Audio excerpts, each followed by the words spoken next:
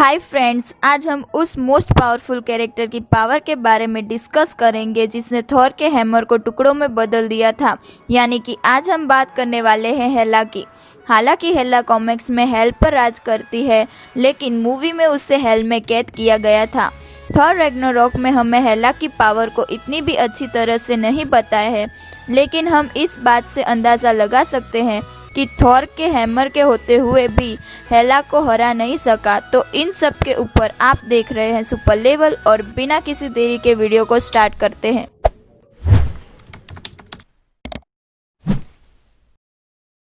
तो आज हम बात करने वाले हैं उस सवाल की जिसे बहुत लोगों ने गौर नहीं किया कि हेला कितनी पावरफुल है। तो बेसिकली हेला के पावर लेवल को दो लेवल में देखने की ज़रूरत है। पहला जब वो एसगार्ड से दूर थी, दूसरा जब वो एसगार्ड में थी। जैसा कि ओडिन ने बताया कि हेला को एसगार्ड से पावर मिलती है, और लास्ट में इन्फिनिटी स्टोन से भी हम हेला की कंपैरिजन करेंगे। तो सबसे पहले कि हेला एसगार्ड से दूर होते हुए भी कितनी पावरफुल है। जब मूवी की स्टार्टिंग में ही ओडिन अर्थ पर मरे, तब हमें पहली बार हेला को देखा था जो बिल्कुल एसगार्ड से दूर थी और आते ही थॉर के हैमर को टुकड़ों में बदल दिया था। म्योल्निर जो एमसीयू के सबसे स्ट्रॉन्गेस्ट मटेरियल उरु से बना है, और उसे थॉर को दिया गया था उसकी पावर को बढ़ाने के लिए। और हमें पता है कि थॉर ने म्योल्निर को यूज़ करते हुए एक ही वार से सोकोविया को धूल में बदल दिया था, बड़े से बड़े बिंग्स का नामो निशान मिटा दिया था। और इन सब के ऊपर 9 ग्रहों के देवता ओडिन की इंचेंटमेंट भी थी। फिर भी हेला म्योल्निर पर इंचेंटमेंट होते हुए भी उसे एक हाथ से तोड़ सकती है। तो थॉर ने म्योल्निर के थ्रू जो लड़ाई जीती है, उन सब की वैल्यू हेला के सामने आकर 0 हो जाती है। और ये सब उसने तब किया जब वो अपने अल्टीमेट पावर जोन यानी कि एसगार्ड से दूर थी। और तो और एसगार्ड की सबसे पावरफुल फोर्स वैल्करी को एसगार्ड से दूर हेल में ही मार दिया था। तो अब हम बात करते हैं कि हेला एसगार्ड में कितनी पावरफुल है। तो जब हेला ने महल की बनावट बदल दी, तो हमें पता चला कि ओडिन को 9 ग्रहों को जीतने में हेला की ज़रूरत पड़ी थी।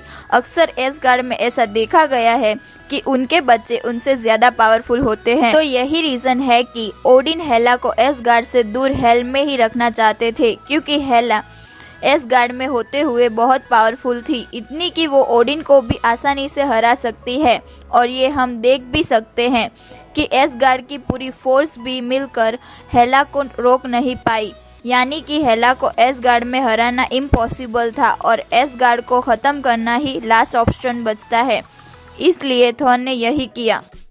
और लास्ट में हम हेला की पावर को इन्फिनिटी स्टोन के साथ कंपेयर करते हैं, और ये पॉइंट इसीलिए डिस्कस किया जा रहा है कि थैनोस इन्फिनिटी ग्राउंटलेट के साथ हेला को हरा सकता है। तो ये सवाल थोड़ा मुश्किल है, क्योंकि इन्फिनिटी ग्राउंटलेट के होते हुए भी थॉर थैनोस को ऑलमोस्ट मारने में कामयाब हो गया था, लेकिन स्ट्रॉन्ग ब्रेकर के होते हुए भी थॉर हेला को टक्कर नहीं दे पाएगा। और इन सब के साथ आपने देखा ही था कि कैप्टन अमेरिका म्योल्निर के साथ थैनोस का क्या हाल किया था। प्लस हेला को इन्फिनिटी स्टोन से कोई भी फर्क नहीं पड़ रहा था। उससे तो सिर्फ अनंत अग्नि की वैल्यू थी, क्योंकि उससे अपनी मरी हुई आर्मी जिंदा करनी थी। तो ये कहना गलत नहीं होगा कि थैनोस अगर हेला को इन्फिनिटी ग्राउंटलेट से गायब नहीं करेगा, तो हेला उससे गायब कर देगी। और ये चीज़ यहाँ क्लियर होती है कि हेला पूरे एमसीयू के खतरनाक बिंग में से एक है।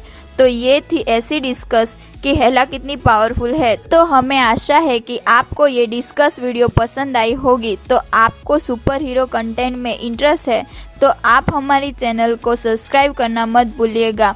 तो मैं मिलती हूँ नए वीडियो में, तब तक के लिए गुड बाय।